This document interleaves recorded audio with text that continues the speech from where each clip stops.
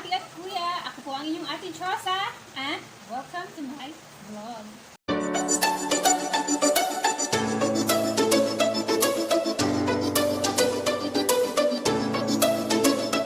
Okay mga ate at kuya. For today's vlog, going to cook something special para sa Father's Day. Dahil Father's Day ngayon, ipagluluto ka ang asawa ko ng special pasta. Okay, happy Father's Day po ulit sa mga fathers out there, sa lahat po ng mga tatay, at pati na din po yung mga single parent na mga nanay na tumatayong father sa kanilang mga anak. Father and mother sa kanilang mga anak. Okay, so ang lulutuin ko po ngayon ay pasta primavera with broccoli and spam. Spam, hindi po yung spam, as in spam. Dahil wala po tayong hipon na available, so kung ano lang available sa pantry natin, ayun po yung lulutuin ko. By the way, ito po lang yung pantry namin. Before we stock our food,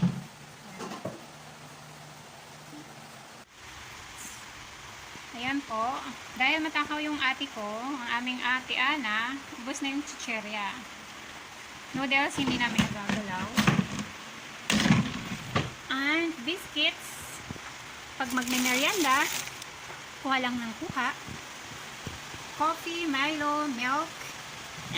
And dilata namin, ayan na lang ang natira. Wala na, ubos na. Naubos na.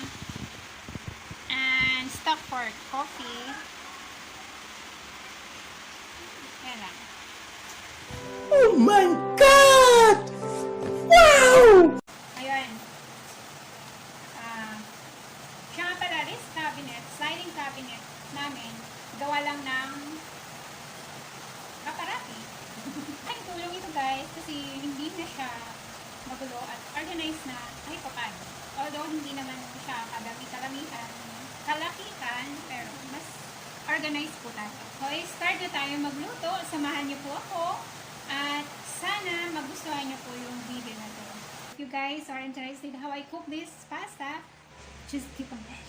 Main ingredients, of course, pasta. We use La Filipina pasta. And then, of course, the sauce, chunky tomato with basil, Nestle cream, spam, egg and cheese, and of course,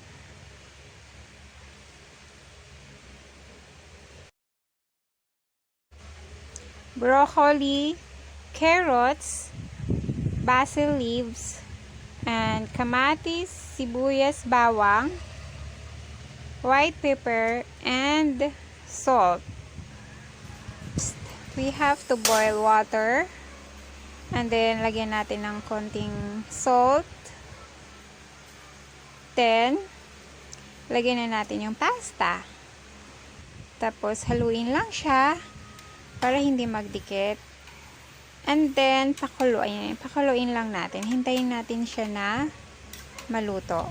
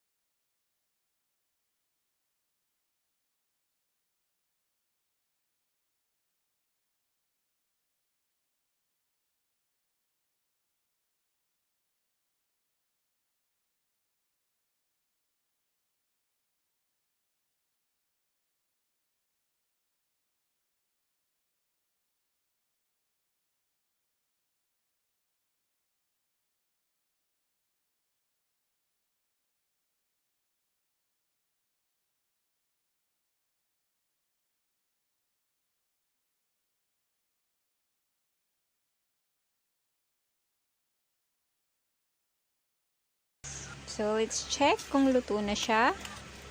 Since malambot na, salin na natin siya.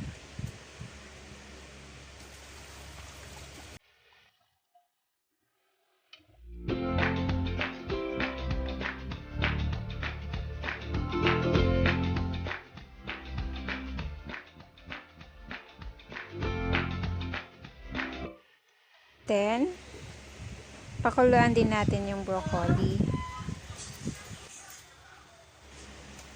Habang pinapakuluan yung broccoli, so, maglagay na tayo ng mantika sa kawali. We can start cooking.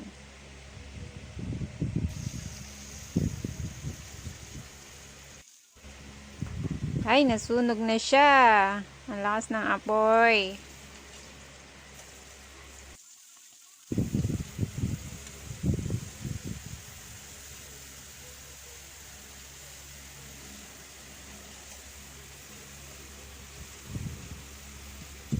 And then, lagyan na natin yung spam na in-slice.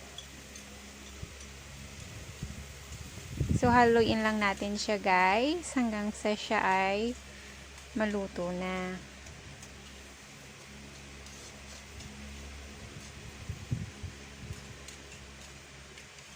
Then,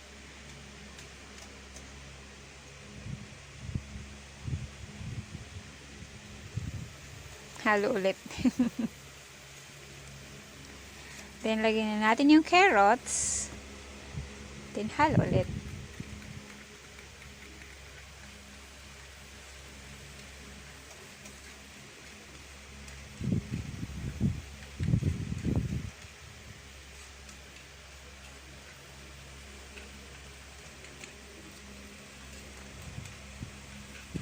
Okay, next, lagyan ng paminta. Magic sarap para mas lalo siyang maging malasa.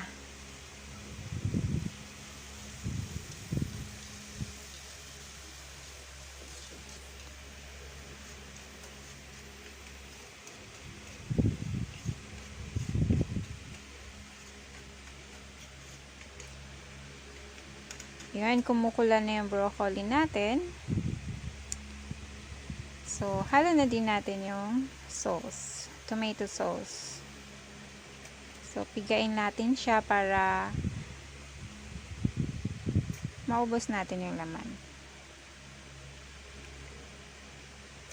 Then, halo ulit.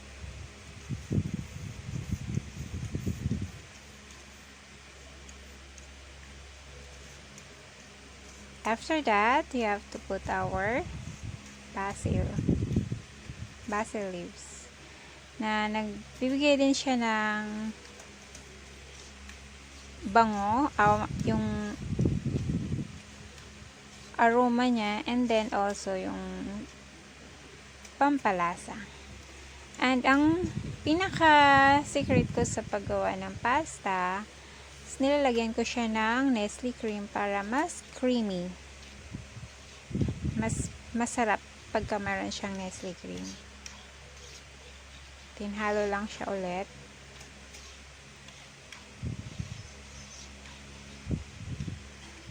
Okay.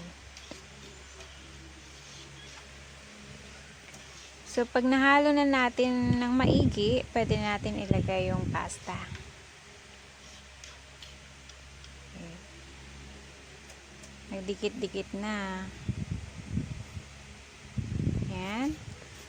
Then, so just mix again, mix and mix para lahat ng pasta ay magkaroon ng sauce.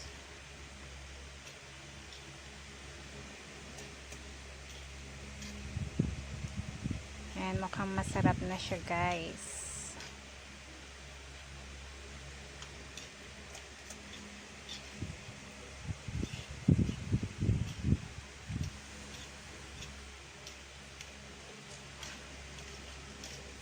And then, pag nahalo na lahat, pwede natin ilagay ang ating broccoli. Then, mix again.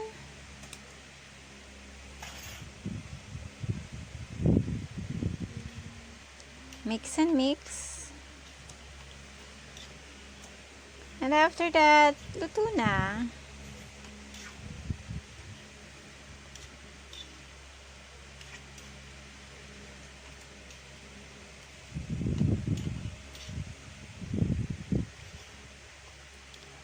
So, pag naluto na siya, we can spray the cheese.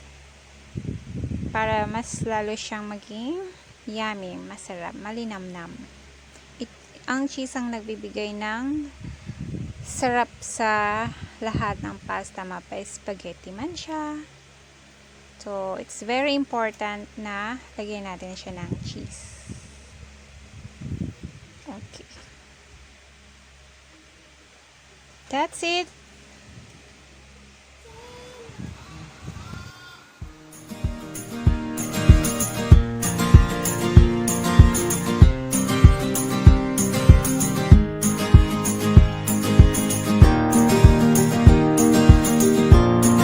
Okay, I'm done cooking. Tikman tayo na. Tikman natin.